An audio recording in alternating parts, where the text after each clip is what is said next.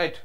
నా జోలికి వస్తే మీకే నష్టం, నాకు ఎవరు టార్గెట్ కాదు, చాలా దెబ్బలు తినే ఈ స్థాయికి వచ్చా, ఏదైనా ఉంటే సీఎం ఇంటికి వెళ్ళి మాట్లాడతా, ఓఎస్డి సుమంత్ గురించి నాకు తెలియదు. మాజీ ఎమ్మెల్సీ కొండా మురళి ఆయన చాలా స్మూత్గా సాఫ్ట్గా మాట్లాడి నిన్న. కానీ ఇంత స్మూత్గా ఇంత సాఫ్ట్గా ఏముండదు వ్యవహారం. రాజకీయంగా చేయాల్సినప్పుడు చేస్తారు. కాకపోతే వీళ్ళు ఎప్పుడైనా సరే రాజకీయ నాయకులకు నోరు అదుపులో ఉండాలి, నాలుక మన కంట్రోల్లో ఉండాలి. అలా ఉండకపోతే ఇలా అవుతుంది. ఇప్పుడు కొండా సురేఖ గారు గతంలో అనవసరంగా కొన్ని లూజ్ టంగ్స్ చేసి ఆమె జాతీయ స్థాయిలో పరువు పోగొట్టుకుంది.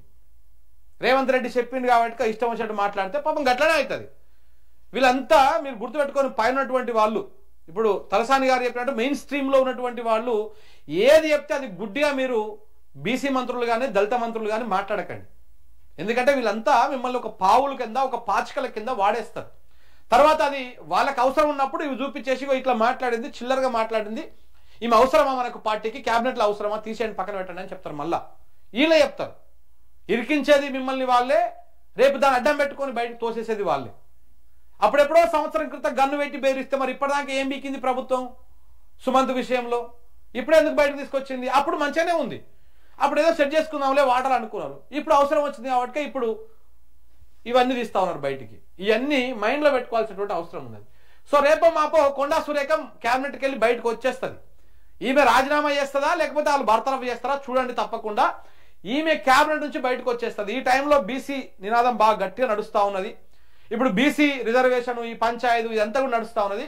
ఇప్పుడు ఉన్న పరంగా ఏమైనా బర్తరఫ్ చేస్తే ఈ ప్రభుత్వం మనుగడ కష్టమవుతుంది, ఇబ్బందులో పడుతుంది. కాబట్టి వీళ్ళు ఏం చేస్తూ ఉన్నారంటే ఇప్పుడు కొంత ఆచితూచి వ్యవహారం చేస్తూ ఉన్నారు. రేవంత్ రెడ్డి లేకపోతే ఎన్నడో ఈమెని తీసేయమని చెప్పేస్తా ఉండి ఇప్పుడు ఈమె రాజీనామా చేసనే పోవాలి, లేకపోతే ఈమెను బర్తరఫ్ అనే చేయాలి. అది ఎప్పుడు చేస్తారు? కొంత సద్దు మరిగిన తర్వాత మళ్ళీ ఇంకేదో చర్చ అవుతుంది. ఈ మళ్ళీ జూబ్లీ ఎన్నికలు కూడా ఉన్నాయి.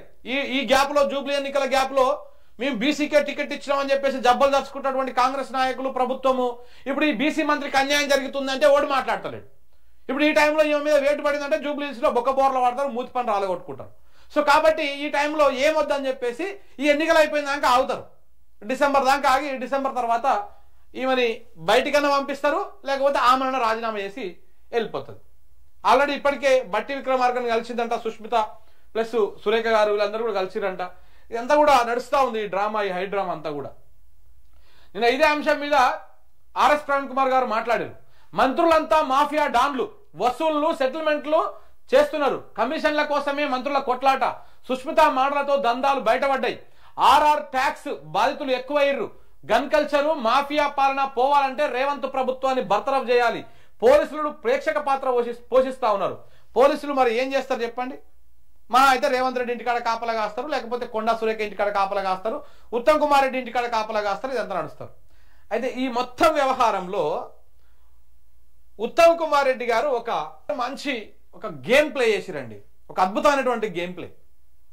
ఒక్క దెబ్బకు రెండు పిట్లు అంటాం కదా. ఉత్తమ్ కుమార్ రెడ్డి గారి ఈ గేమ్ ప్లే చాలా చాలా విషయాలను బయట పెట్టేసింది ఒక్క దెబ్బకే. రేవంత్ రెడ్డి గారి అక్రమ దందాలు, వసూళ్లు, సెటిల్మెంట్లు, వాటాలు, ఈ వ్యవహారము, వారి కుటుంబము ఏం చేస్తున్నదో ఉత్తమ్ కుమార్ రెడ్డి గారు చిటికేసినంత ఈజీగా దీన్ని బయట పెట్టేసింది. ఈ మొత్తం వ్యవహారంలో ఉత్తమ్ గారి రాజకీయం, ఉత్తమ్ గారి రాజకీయ చతురత, చాణక్యం చాలా అద్భుతంగా పనిచేసింది. సో ఇప్పటికే సోషల్ మీడియాలో కంగ్రాచులేషన్స్ ఉత్తమ్ కుమార్ రెడ్డి గారు అని కూడా పెడుతున్నారు. ఎందుకంటే నెక్స్ట్ మరిగా ఇన్ని అక్రమాలు ఇన్ని అయిన తర్వాత మరి ముఖ్యమంత్రిని తొలగించాలి. కాంగ్రెస్ పార్టీ నీతులు చెప్పి రేవంత్ రెడ్డి, మన రాహుల్ గాంధీ ఆ రాజ్యాంగం బుక్కుల చేతిలో పట్టుకొని ఏదో తిరుగుతూ ఉంటాడు కదా. మరి ఆయన నిజంగా ఆ పార్టీకి క్రమశిక్షణ ఇవన్నీ కూడా ఉంటే రేవంత్ రెడ్డిని పక్కన పెట్టేసి వేరే వాళ్ళకు ముఖ్యమంత్రి పదవి ఇవ్వాలి.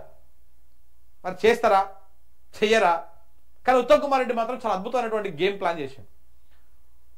ఇటు మంత్రుల వసూల దందాలు, అక్రమ వసూల దందాలు మొత్తం ఒక్క దెబ్బతో బయటకు వచ్చేసినాయి.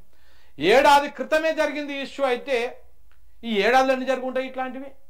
ఇవన్నీ బయటకు వచ్చేసినాయి. ఉత్తమ్ కుమార్ రెడ్డి గారి ప్లాన్ ఇదంతా. అంటే ఇటొకటి వేసిండు, ఇట క్యారమ్ బోర్డులో ఇట్లా కాయిన్ కొట్టిండు, అది రెడ్ కాయిన్ పడింది, రెడ్ కాయిన్తో పాటు ఆ పక్కన ఉన్నటువంటి వైట్ కూడా పడింది. ఒక్క దెబ్బకు రెండు పడిపోయినాయి. రైట్. నిన్న క్యాబినెట్ భేటీ జరిగింది. ఆ భేటీ క్యాబినెట్ కొన్ని కీలకమైన డిసిషన్ తీసుకున్నది.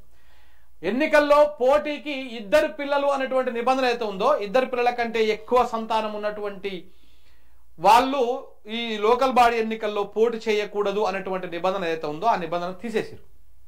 అంటే ఇప్పుడు సర్పంచ్గా కానీ, ఎంపీటీసీగా కానీ, జెడ్పీటీసీగా కానీ వీళ్ళు పోటీ చేసేటువంటి వాళ్ళకు ఇద్దరు పిల్లలే ఉంటే అనేటువంటి నిబంధన ఏదైతే ఉందో అది లేదు. ఇంకా మీకు ముగ్గురున్నా మీరు పోయి పోటీ చేయొచ్చు, మీరు లోకల్ బాడీలో పోటీ చేయొచ్చు, మీరు సర్పంచులుగా, ఎమ్మెల్యేలుగా, సర్పంచులుగా, ఎంపీటీసీలుగా, జెడ్పీటీసీలుగా గెలవచ్చు.